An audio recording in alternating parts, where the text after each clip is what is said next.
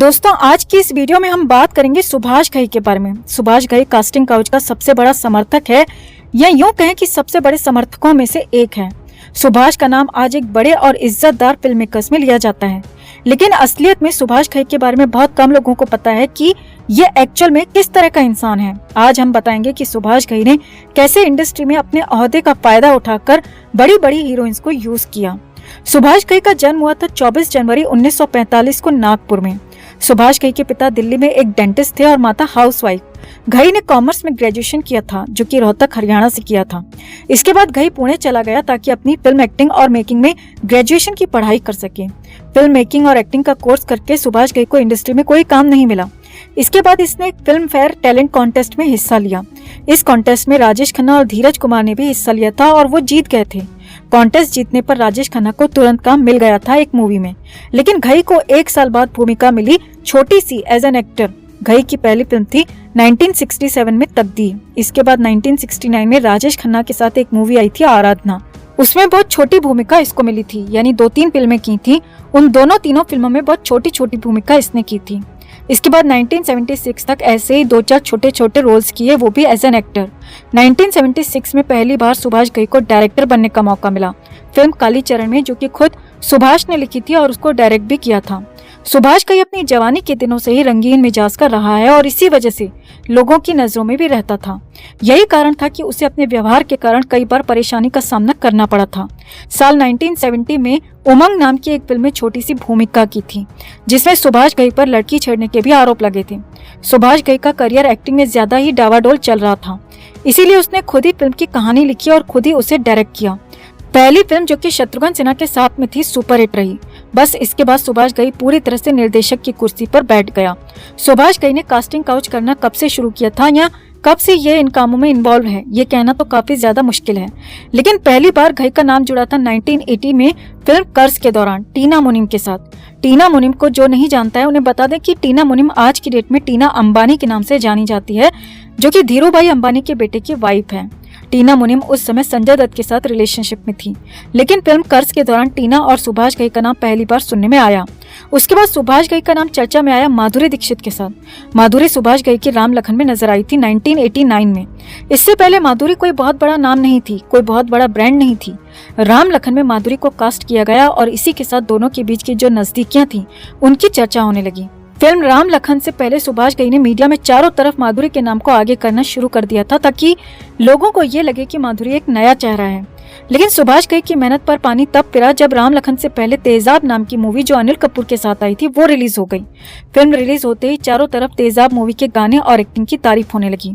माधुरी की इसी सफलता का फायदा हुआ राम लखन फिल्म को, जिसमें माधुरी के काम की बहुत ज्यादा तारीफ की गई।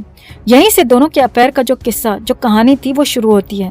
वैसे इसे अफेयर कहना तो गलत होगा, क्योंकि सुभाष घई रोल देने के बदले में नई नई हीरोइंस को यूज करता था। माधुरी नई थी तो उसे अपने कब्जे में रखना चाहता था। दूसरी तरफ अगर बात माधुरी की जाए तो माधुरी इंडस्ट्री में सफल तो हो रही थी। उसकी पहली मूवी सफल हो गई थी तेजाब, लेकिन वो अभी भी किसी बड़े एक्टर या बड़े डायरेक्टर का हाथ अपने सर पर रखवाना चाहती थी, ताकि उसे गॉडफादर कह सके और उसका सपोर्ट ले सके। इसके बाद माधुरी का अफेयर शुरू हो गया था संजय दत्त के साथ इसी दौरान, लेकिन माधुरी और सुभाष घई का जो याराना था वो ऐसे ही बना रहा और दोनों ने एक दूसरे का भरपूर फायदा उठाया। सुभाष घई से नजदीकियों के बदले में माधुरी दीक्षित को बहुत ज्यादा फायदा हुआ था। सुभाष की सिफारिश पर इसको कई फिल्में बाहर की भी मिली थी, जैसे प्रेम, प्रतिज्ञा, इलाका, साजन। ये ऐसी फिल्में थी जो सिफारिश पर मिली थी। और फिर अचानक साल 1991 में सुभाष घई के साथ एक ऐसा हादसा होता है जिससे सुभाष घई पूरी तरह से एक्सपोज हो जाता है। दरअसल 1991 में सुभाष घई की एक फिल्म आई थी सौदागर, आप सबको याद होगा। राजकुमार और दिलीप कुमार उसमें मेन लीड में हीरो थे, जिसमें मनीषा कोइराला को पहली बार हिंदी फिल्म में काम मिला था। उससे पहले मनीषा ने एक नेपाली फिल्म में काम किया था, जो कि बुरी तरह से फ्लॉप थी। सौदागर में सुभाष ने मनीषा को कास्ट किया। फिल्म बनी और सुपरहिट हो गई, लेकिन प्रॉब्लम तब आई जब फिल्म के रिलीज होने के बाद मनीषा की मदर ने मीडिया में सुभाष घई पर आरोप लगाया कि सुभाष ने मनीषा को फिल्म में रोल देने के बदले में कंप्रोमाइज करने के लिए कहा था, लेकिन उनकी बेटी ने उस ऑफर को रिजेक्ट कर दिया था। उसके बाद सुभाष घई का किसी हीरोइन के साथ नाम तो नहीं जुड़ा, लेकिन सभी को पता चल चुका था कि सुभाष घई अपनी फिल्मों में हीरोइन को तभी मौका देता है जब वो कंप्रोमाइज करवा लेता है। इसके बाद सुभाष घई को कभी मेहनत नहीं करनी पड़ी, क्योंकि घई जिस हीरोइन को अपनी फिल्म के लिए अप्रोच करता था वो हीरोइन तभी हाँ करती थी जब वो इस काम के लिए रेडी होती थी। परदेश मूवी के दौरान महिमा चौधरी का नाम सुभाष घई के साथ जुड़ा और फिल्म के दौरान इन दोनों की नजदीकियां भी काफी ज्यादा चर्चा का विषय बनी हुई थी। 1999 में एक फिल्म बन रही थी ताल, जिसमें लीड रोल में अक्षय खन्ना और अनिल कपूर साथ में थे और ऐश्वर्या राय उसमें फीमेल लीड में थी। ऐश्वर्या इससे पहले 3-4 फिल्मों में ऑलरेडी काम कर चुकी थी, लेकिन असली पहचान मिली थी हम दिल दे चुके सनम से, जो कि इसी साल आई थी सलमान खान के साथ 1999 में। सलमान और ऐश्वर्या की प्रेम कहानी भी इसी फिल्म से शुरू हुई थी। सलमान ने जब सुना कि सुभाष घई कोई फिल्म बना रहा है और उसके लिए एक हीरोइन की तलाश कर रहा है, तो सलमान खान ने ऐश्वर्या राय के नाम की सिफारिश कर दी। अफवाह तो ये भी है कि इसी बात पर सलमान खान ने एक पार्टी के दौरान सुभाष घई को थप्पड़ भी मार दिया था, क्योंकि सुभाष ने सलमान खान से ऐश्वर्या को अपने फार्म हाउस में अकेले भेजने को कहा था। सुभाष ऐश्वर्या को अपने जिस फार्म हाउस में अकेले बुला रहा था, जिस फार्म हाउस में अकेले भेजने को कह रहा था, वो फार्म हाउस इसी काम के लिए फेमस था कि वहाँ पर सुभाष घई हीरोइंस को सिर्फ मौज मस्ती के लिए और अय्याशी के लिए बुलाता है। यही बात सुनकर सलमान को बुरा लगता है कि कोई उसकी नई नवेली गर्लफ्रेंड को ऐसे कैसे बुला सकता है। इसी बात पर सलमान ने सुभाष घई को थप्पड़ मारा था। सुभाष घई जैसा बड़ा फिल्म मेकर, जिसने माधुरी दीक्षित, मनीषा कोइराला जैसी हीरोइंस के करियर को आसमान पर पहुंचा दिया था, वो फिल्म मेकर अपनी अगली फिल्म के लिए हीरोइन की तलाश कर रहा था। ये बात जब ऐश के कानों तक पहुंचती है तो ऐश सुभाष घई से पर्सनली मुलाकात करती है और उसे फिल्म मिल भी जाती है। और ये फिल्म ऐश्वर्या को कैसे मिली थी, उस दौरान की मीडिया में इस बात की काफी चर्चा होने लगी थी, क्योंकि फिल्म के सेट से ऐश्वर्या राय और सुभाष घई की ऐसी तस्वीरें बाहर मीडिया में आ रही थी, जिन्हें देखकर कोई भी बता सकता था कि ये दोनों दोस्त तो बिल्कुल नहीं हैं, यानी उससे कहीं ज्यादा हैं। लेकिन ऐश्वर्या राय को इन सब बातों से कोई फर्क नहीं पड़ने वाला था, क्योंकि ऐश इंडस्ट्री में हर हाल में अपने पैर जमाना चाहती थी। इसके लिए वो कुछ भी कर सकने को तैयार थी और उसने किया भी था। दूसरी तरफ सलमान खान की बात की जाए तो वो बहुत ज्यादा खुश था कि उसकी नई नवेली गर्लफ्रेंड को बिना कंप्रोमाइज किए मूवी मिल गई। सुभाष घई का रिकॉर्ड रहा है कि उसकी ज्यादातर फिल्में हिट होती हैं, ये एक वास्तविकता है। इसी बात का वो फायदा उठाता था और सुभाष ऐसी हीरोइंस को अप्रोच करता था जो या तो एकदम फ्रेश होती थी कि उन्होंने इंडस्ट्री में कदम ही नहीं रखा है, या उनको पकड़ता था जो अभी तक सफल नहीं हुई हैं।